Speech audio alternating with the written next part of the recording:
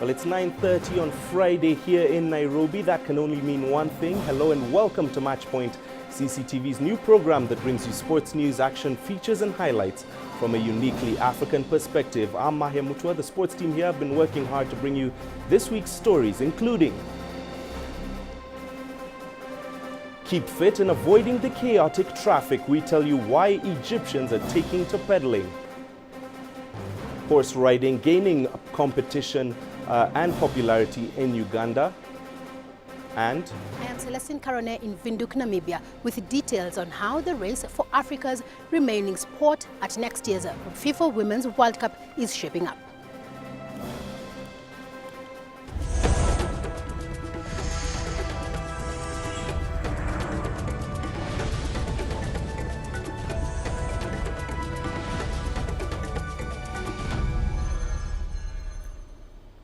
Well, we begin today's show on a somber note. 2009 world champion in the 800 meters, South African Mbulaeni Mulaudzi has died at the age of 34. South African media report that the runner who carried the flag for the country at the opening ceremony of the 2004 Olympic Games was killed in a car accident on Friday. He won silver in the Games and was the first black athlete in South Africa to achieve a #1 ranking in the world.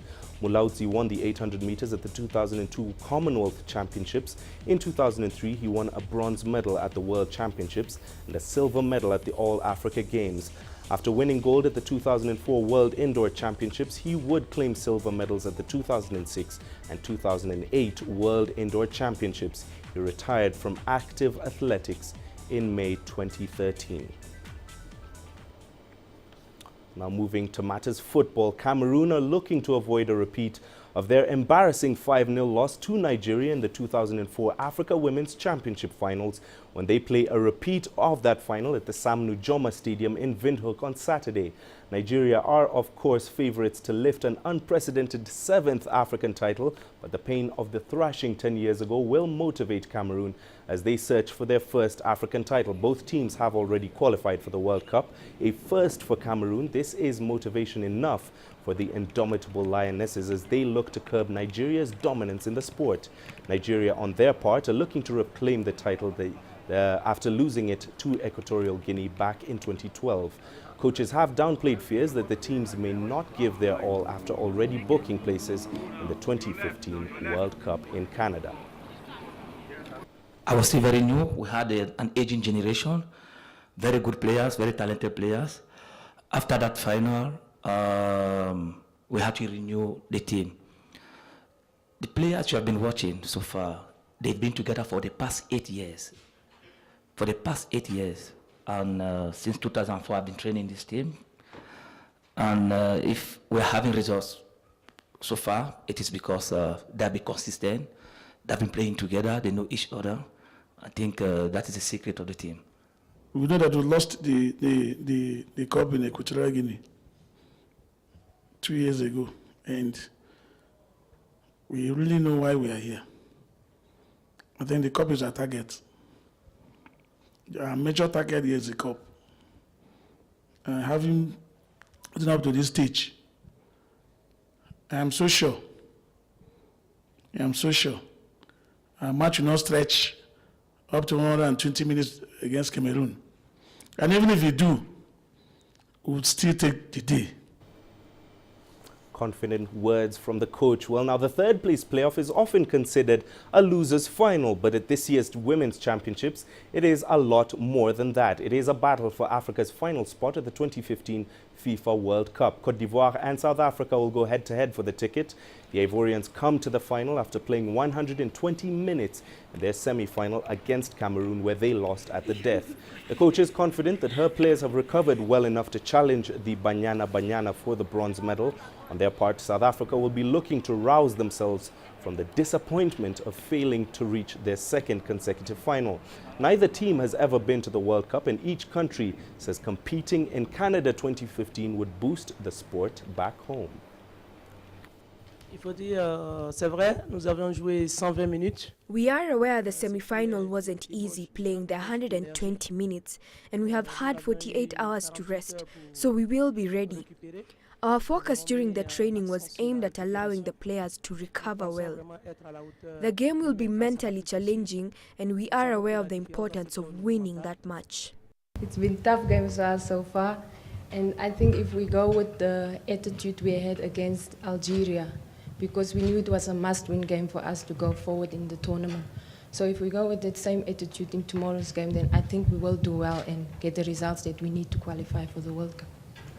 All right, to tell us more about the preparations in the run-up to tomorrow's final in Windhoek, let's go live to Celestine Caronet, who has been covering the Women's Championship there on phone. Celestine, tell us about the mood of the players ahead of tomorrow's final. Well, Mahia, you get from the Nigerian camp a sense of relaxation, the feeling that the team has been here and knows what it takes to actually win an African title. Now, their opponents, Cameroon, are not newcomers really at this level, but they have been here and a lot. So you get, yes, they are exuding a lot of confidence. And what is actually giving them this confidence is that the coach is saying, look, we are a different side from 10 years ago. We have improved on so many levels, and that means that we cannot suffer yet another embarrassment. Another thing that is really giving the Cameroonians that spring in their step is that they have been tested in terms of endurance. They played a very tough game against Cote d'Ivoire in the semi-final, and they are actually relishing the fact that they would rather see this final go the whole way into extra time. They feel that there they would have an advantage over Nigeria and they would come out on top. So I really think both coaches and sets of players are talking confident and are actually showing teams that are ready to take on each other on the pitch, Maya. All right, Celeste, of course, they have qualified for the finals, but it's a whole different fact that they have both also qualified for the World Cup next year. What was the reaction from both camps, Cameroon and Nigeria, to qualifying for the World Cup in Canada next year? Well, as you can imagine, Cameroon was ecstatic. I think over the moon is actually a way to describe it. In the scenes on the pitch after that semi-final were quite impressive. This is because Cameroon are going to the World Cup for the very first time. So for them, it was a moment of so many years of hard work put in and finally reaping the reward. Now, once again, Nigeria are in familiar territory. They have been here. They have been to the World Cup 5 times. So what's really happening here for these teams is that while Cameroon is very excited, they are now being cautious. I spoke at length with the coach, and he talked about, look, the World Cup is a very different ball game altogether. We need to be ready. We need to prepare. Nigeria has been to the World Cup 5 times, but they've only managed to reach the quarterfinal once. So there is a lot that African teams still need to do as they, move their game from this level in Africa to the world stage, and that has been there has been a lot of discussions around that in this competition this year. So while there was a lot of excitement from both sides, of course, Nigeria is still excited to keep going back to the World Cup. There is also caution that what do we need to do to improve our game to be able to match the likes of Germany and Brazil as the world stage, Mahia. All right, Celeste, for sure, that's going to be one cracker of a match to watch. The final between Cameroon and Nigeria at the Africa Women's Championships. Celestine Caronet joining us live from Windhoek, Namibia, ahead of the final and third place playoff tomorrow. Now, every 2 years, the Africa Women's Championship helps cast a spotlight on women's football in the continent, albeit for a few weeks. Cultural stigma, poor financing, and a lack of interest have been some of the sport's biggest hurdles on the continent. Coaches and players at the 2014 women's competition are, however, optimistic that things are changing for the better in women's football across the continent. Clementine Toure is in a league of very few women. As Cote d'Ivoire coach, she is among 3 women head coaches at the 9th Africa Women's Championships, including South Africa's Vera Pauw and Namibia's Jackie Chipanga. Vera Pauw is the first foreign female coach in the continent. This is the first time 3 female coaches have led teams at the continental tournament. Je pense que c'est déjà une victoire pour le football féminin. It's a win for women's football in Africa. Women who are already taking up these roles are showing football isn't only for male coaches.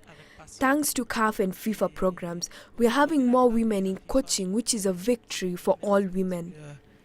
la formation dont nous avions bénéficié, si le football féminin arrive à ce niveau. In 2010, Uche Ucharia became the first female coach to win the competition when she led her country Nigeria to victory. These trailblazers in positions which seldom offer job security in Africa are now role models for players. There was a moment and a time you thought when you play, if I have to stop playing, do I really want to be a coach? You'll say, no, I don't want to be a coach. You know why? Because I wouldn't get the opportunity because men are dominating. But then when you see women coaches, those thoughts change. An increasing number of female coaches is just one of the aspects which signifies development in the women's game. We never really have Ivory Coast. We never really had Zambia, you know. And now our teams are improving. I always say that even Nigeria, it's been dominating, but now they're starting to get a competition. They know that things they're not easier like before. CAF should do more on female football. If they should be able to set aside some monies, I think, to run female football. At least the thing is worldwide and it's gaining momentum. Cultural stigma in certain communities and financial constraints are two major issues affecting the women's game. But players refuse to be bound by these hurdles and are dreaming big. Yeah, sure. You know, I would like to take my trade abroad to play outside my country, and I see myself playing in a bigger club in the next 5 years. Of the three countries representing Africa at next year's FIFA Women's World Cup, only Nigeria will have been at that stage before. And observers believe that this is the impetus the two debutant countries need if the women's game is to improve further in those countries. Celestine Karone, CCTV, in Windhoek, Namibia. All right, now in the men's game this week, we expected the Ghana Football Association to give us a name of the person who would be taking over from James Kwesi Appiah as the national team coach of the Ghana Black Stars. That did not happen, and for the moment, that position remains vacant. Appiah becomes one of the latest coaches to be replaced on the continent, despite having guided the team to the World Cup finals in Brazil this summer. So who are the countries that have since made coaching appointments since the World Cup ended in Brazil on July the 13th. For one, Africa's best-ranked team, according to FIFA rankings, Algeria appointed Frenchman Christian Gourcuff as national team coach on August the 4th this year. He replaced Vahid Halilodzic, who had guided the team to their best-ever World Cup appearance. Cape Verde appointed former Portuguese footballer Rui Aguas as team coach on July the 25th, 2014. In August, the Central African Republic also witnessed a coaching change, selecting Swiss-Spanish coach Raoul Savoy at the end of August. One of the big names was, of course, Hervé Renard, who returned to Côte d'Ivoire after taking Zambia to the 2012 finals. Kenya went with Scott Bobby Williamson as the man to lead the Harambee Stars in August this year. He left his position with the local club Gor Mahia to replace Adel Amrouche as the head coach of the national team. Mauritania then named Corentin Martins as their manager earlier this month. It's interesting to note that the Frenchman has never led a national team before. Nigeria, the long tug-of-war between the Nigerian Football Federation and former coach Stephen Keshi finally drew to an end when the NFF opted to drop the former Super Eagles player and coach and replace him with Shaibu Amodu last week, Thursday. Now, just 5 days earlier, Sierra Leone named John Agina Sesay as their coach, while South Africa went with a former player as well, former player and coach Ephraim Shakes Mashaba as the man to take over the Bafana. That was back in July. Finally, Zambia is our 10th and final team on our list of countries that replaced their coaches after the FIFA World Cup in Brazil. They named the untested Honor Janza on the 6th of August, and he'll have his first test tomorrow when Côte d'Ivoire visit for a friendly fixture. Well, let's take a quick break now, but we have plenty more stories coming your way on Match Point, including keep fit and avoid the chaotic traffic. We tell you why Egyptians are taking to pedaling.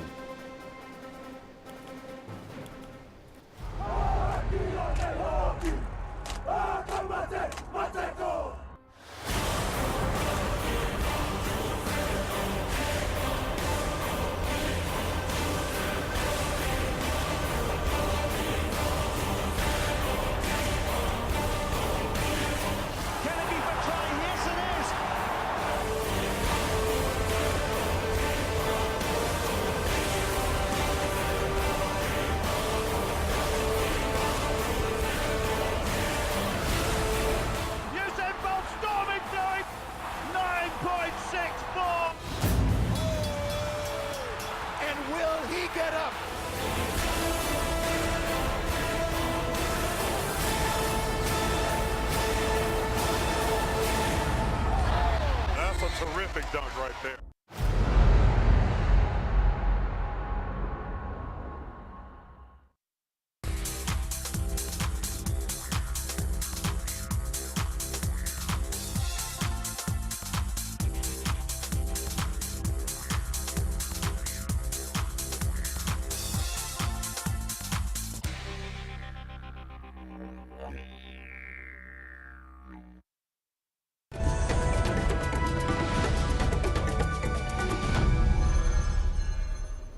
Welcome back. Now, as many young Egyptians increasingly take to cycling amid Cairo's chaotic traffic, one shop is now offering customized bicycles that are not just sturdy, but also trendy. CCTV's Maria Galang tells us more. At the relatively new Ain store in the Egyptian capital, Cairo, every bicycle is individually designed. Its founders, Karim Abdallah and Dirk Wanrui, have stepped in to fill a void in the market as Cairo's urban youth increasingly take to cycling to get to university, work or the gym. We want to expand the culture of bicycle riding in the streets of Egypt. We want to see more people leave their cars at home and ride bicycles, especially those who live in places like Zamlek, Maadi or Mohatsin. These places have no bridges or slopes. Abdallah, who used to manage his family's business, now runs the shop full-time.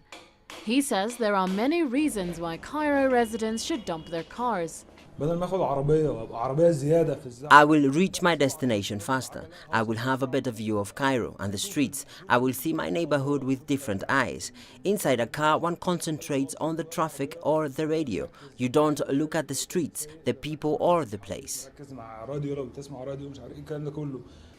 Wanrui is a journalist who moved to Cairo from his hometown Amsterdam a few years ago. He says he has seen many changes on the streets of Cairo since then. I think in general we're witnessing an upsurge in the use of bicycles in Cairo. You see it more and more. Like 5 years ago when I came to Egypt, you didn't see bicycles that much. Now I think it's a growing phenomena among Shabab.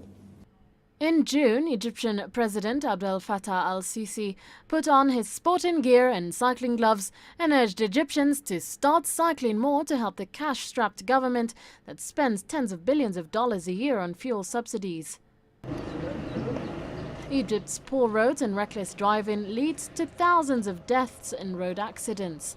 The founders of Ain hope a big push in cycling will ease the congestion, making the road safer for cyclists as well as motorists. Maria Galang, CCTV. Right, time for another quick break here on Matchpoint, but when we come back. Horse riding gaining popularity in Uganda.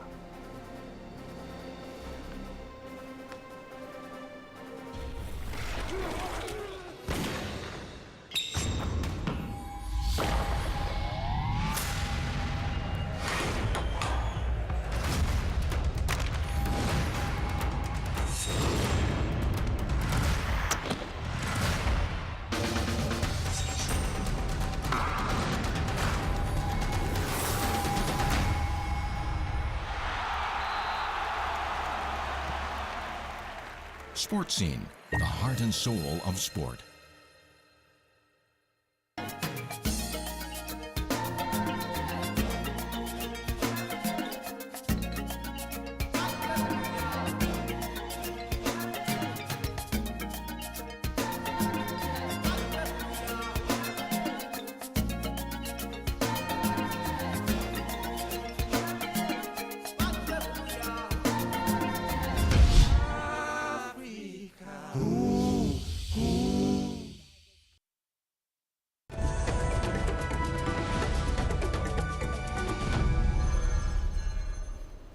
Welcome back to Matchpoint. Now, a growing interest in horseback riding is developing in Uganda.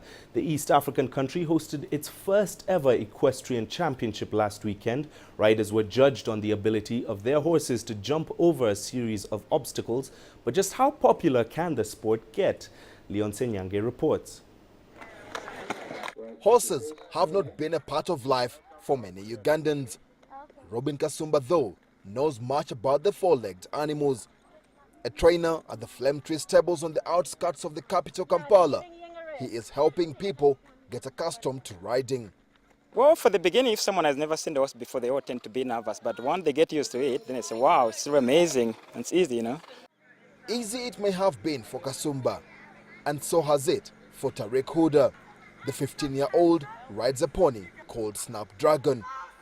Snapdragon goes over the strategically placed hurdles in this equestrian event. While local supporters seemed mystified, the rider was more than excited about the show jumping. Well, it's very thrilling and I enjoy it so much. So, yeah, and the best thing about it is that when I ride, I just feel free and I just go really fast. It's very enjoyable. The horse culture is changing slowly as more people are looking to ride for competition than pleasure. With equestrianism set to grow in Uganda, organizers are optimistic that the number of riders eager to take part in competitions like this is likely to rise.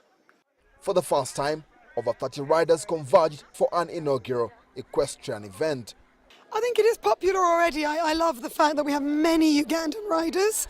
It's not just a British sport or a European sport. We've got so many dedicated Ugandan riders, and I think it will just continue to grow. It will continue as long as the need and the excitement's there. 6 stables have been developed in Uganda. Some are already producing the country's young riders. But while there are more people hoping to get on the horse's back, the cost of having a performing horse is high. They eat a lot, they drink a lot, they take a lot of people to look after them. So it's not so much a business that we're all going to make huge amounts of money from, but it's a lovely thing to have in Uganda. It's lovely to have horses in Uganda and watch Ugandans enjoying them. The first National Equestrian Championship may have had its first winner. And with plans to make this an even bigger event, this may no longer be a one-horse race. Leon Senyange, CCTV, Gayaza, Central Uganda. Very interesting. Well, finally to the story that captured the attention of the world for over 1 year. It was another dramatic week in South Africa as Oscar Pistorius was sentenced to 5 years in prison for the culpable homicide of his girlfriend Reeva Steenkamp. It could still get a whole lot worse for the athlete as the prosecution weighs up an appeal as they pursue a possible murder conviction. Whatever happens, the sentencing this week marks a remarkable fall from grace from an athlete who once had it all.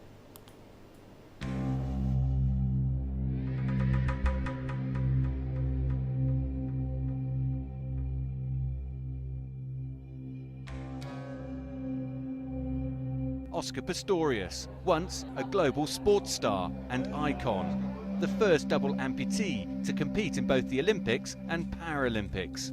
A story of triumph over adversity. But in the early hours of February the 14th, 2013, that all changed. Can confirm that there was a shooting incident this morning at the home of the well-known Paralympic athlete Oscar Pistorius.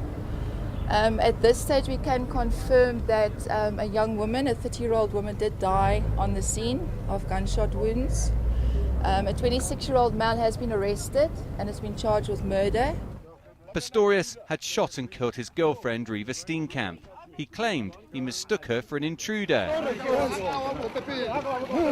When he appeared at Pretoria Magistrates Court, the world saw a very different Oscar Pistorius. He was given bail, but questions remained. His family gave their full support. We know Oscar's version of what happened at that tragic night. And we know that that is the truth, and that will prevail in the coming court cases. But Pistorius, the athlete, was on hold. CCTV News was granted exclusive access to his low-key return to the track. His focus, though, was on his upcoming court case. The trial would be televised, allowing millions of people from across the globe to watch the proceedings unfold. On day 18, Pistorius took the stand and he began with an apology. I can't imagine the pain and the sorrow and the emptiness that I've caused you and your family. I was simply trying to protect Reeva. I can promise that when she went to bed that night, she felt loved. But prosecutor Gerry Nel, known locally as the Bull Terrier, wasted little time in tearing into Pistorius. Have a look there, mister. I know you don't want to because you don't want to take responsibility, but it's time that you look at it.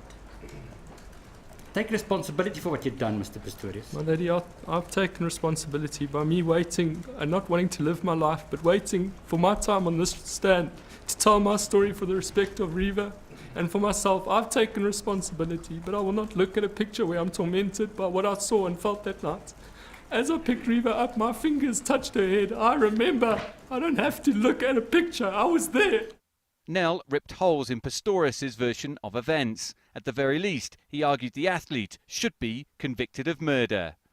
My lady, he knew there was a human being in the toilet. That's his evidence. He can't get away from that. His intention was to kill a human being. The one person who mattered was Judge Masipa, and she decided it was culpable homicide. But Pistorius could not escape prison. The following is what I consider to be a sentence that is fair and just both to society and to the accused. Count 1, culpable homicide. The sentence imposed is a maximum imprisonment of 5 years. Pistorius was led away to Pretoria Central Prison. He once had it all. He now has nothing. Dan Williams, CCTV, Pretoria, South Africa. Right, well, that's where we leave it for this edition of Matchpoint. Remember, before we go, you can send your feedback to Matchpoint at cctv.com. You can also visit our Facebook page, CCTV Africa, or stay in touch on Twitter using the handle at CCTV News Africa. Well, thanks for watching. Let's do this again next week.